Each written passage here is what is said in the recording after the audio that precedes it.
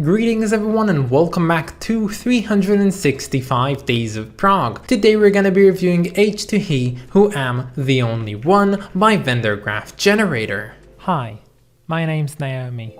I'm an avid progressive rock fan, but I'm a long ways from knowing all the prog albums out there. But this year, I'm gonna give it a try. This is 365 Days of Prog. Let's get this one started with, I want to share with you all some of my favorite bits from this album because I really like these favorite bits from this album. I think that there's a lot of good in this album and I'm really happy to have heard it because I'm gonna share all of that with you guys right now. Anyway, I'll stop mumbling about. Here are some of my favorite bits from this album. I don't know you, you say you know me. That may be so, there's so much that I live by fraud and you shall die, so all your power shall come to naught.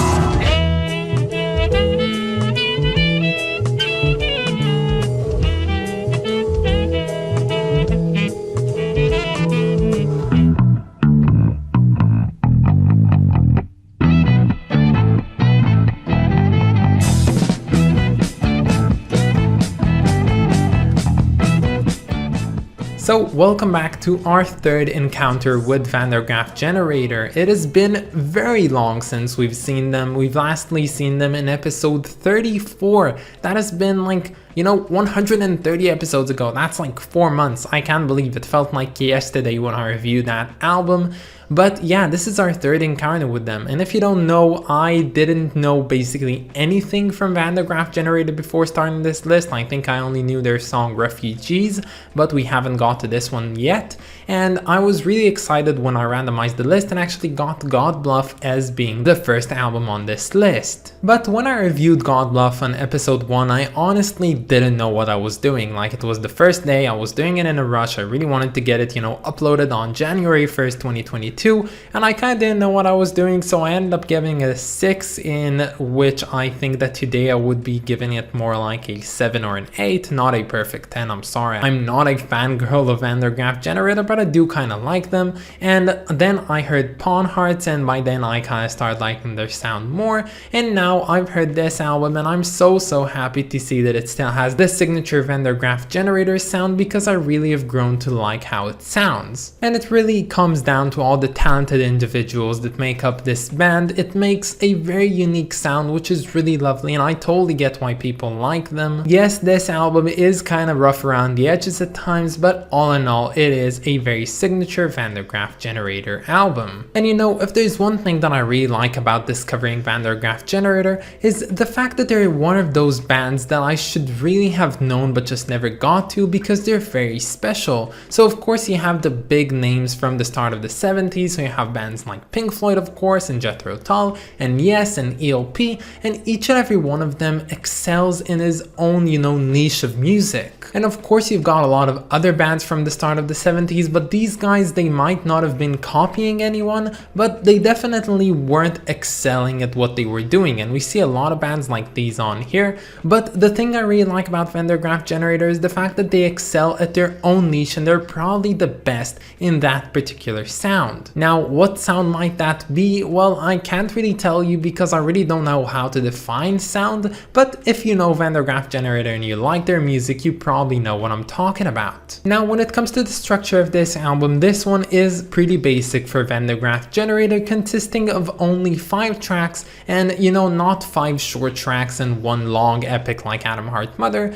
No, each and every one of the songs is pretty long, and we have a few of them. Firstly, we have Killer, and Killer is a very interesting song, I think by far the most popular one from this album. It tells the story of a shark that keeps killing everyone in the ocean, and then he just, is left very lonely. The second song, House with No Door, is about a person that is unable or struggles with creating actual, connections and bonds with other peoples and friendships, and and it basically leaves him being a house with no door. The Emperor in his War Room is a very interesting track that talks about a tyrant that basically tortures everyone that comes in his way, but then he himself is tortured by the ghosts of those same people that now haunt him. Lost is probably the most straightforward track on here. It just talks about lost love, but don't think yourself that this one is your genuine rock ballad. It is definitely a very interesting track. And the last song, which is Pioneers Over Sea, which is a great title for a track, is definitely an interesting one. It talks about a group of astronauts that travel faster than the speed of light, which basically, translates in mathematics to the letter C. That's why it's called that way. And they venture out of the physical universe. So yeah, these are all the songs. I have no idea where this band comes up with these ideas. They're truly very creative. Each and every one of them could have made for a very interesting, bigger story, but we get some glimpses of it in the form of shorter songs, which I personally quite enjoyed. Now, one thing that I actually noticed right now, which I didn't notice so far, is the path we're moving in when it comes to Van der Graaf Generator's discography. So if by absolute coincidence we've come to listen to all of David Gilmour's albums on this list in a timely and linear way, which basically means from the first album to the second to the third and onwards, somehow with Van der Graaf Generator we seem to be going from their peak of their career with God Bluff, and then we're going one at a time backwards. Of course, we have 2 more albums to go, but one of them is not on the list, so we do have The Least We Can Do Is Wave to Each Other, but we don't have The Aerosol Grey Machine,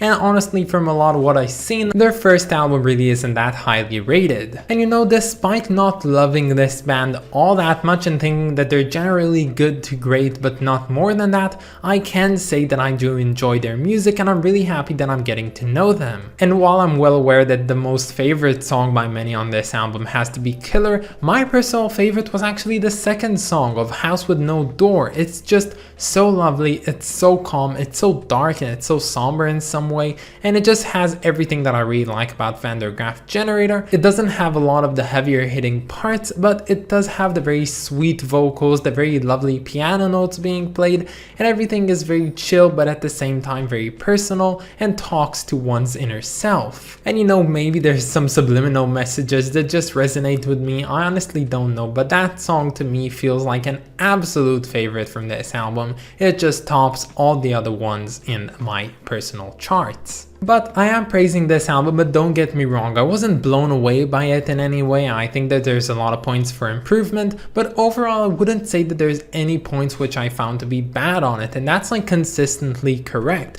I didn't suffer at any given point but then was compensated later in a song for something else. Now, all the songs on here were pretty fine, they were unique, they were original, and generally fun to listen to, and if I had to put this album anywhere, I'd put it at a snugly fit between God Bluff and Pawn Hearts in my opinion. And if you're a keen viewer of this series and you know what the ratings for these two are, you're probably gonna guess the rating I'm gonna give this one, but I'm not gonna say it quite yet, it's gonna happen later on. But if there's one thing which I really like about Van der Graaf Generator that I really don't think I can say about any other band, is the fact that there's no songs by them that feel, left out or unimportant in any way. I find that they have, a very concise and little amount of songs, which makes each and every one of their tracks more memorable in the long run.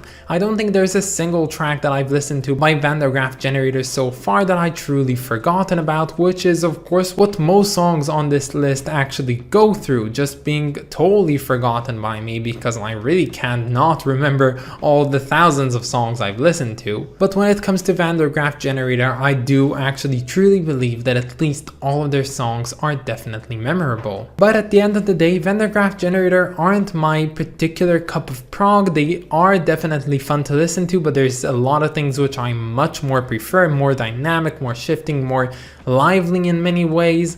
But I really enjoy what they make, and I think that this is a great album, and if you're like me and you haven't gotten into Van der Graaf Generator quite yet, I think this is the time to do so.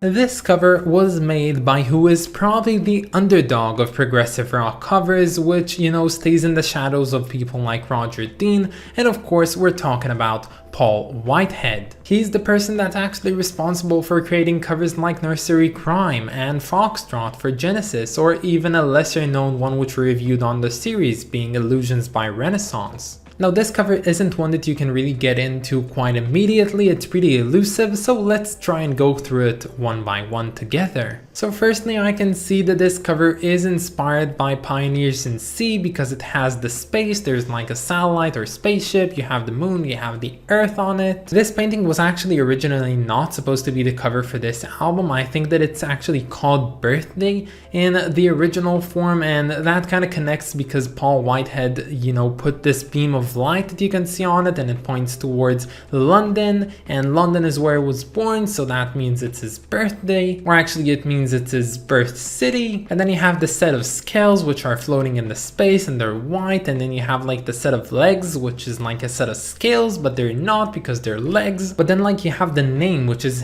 H to E, and I know that it kind of means nothing that has to do with real words. It actually means like, I think that it means like hydrogen to helium in an exothermic reaction. And then you have the part of who am the only one, which isn't grammatically correct, and I don't know, I have no fucking clue what this cover is about.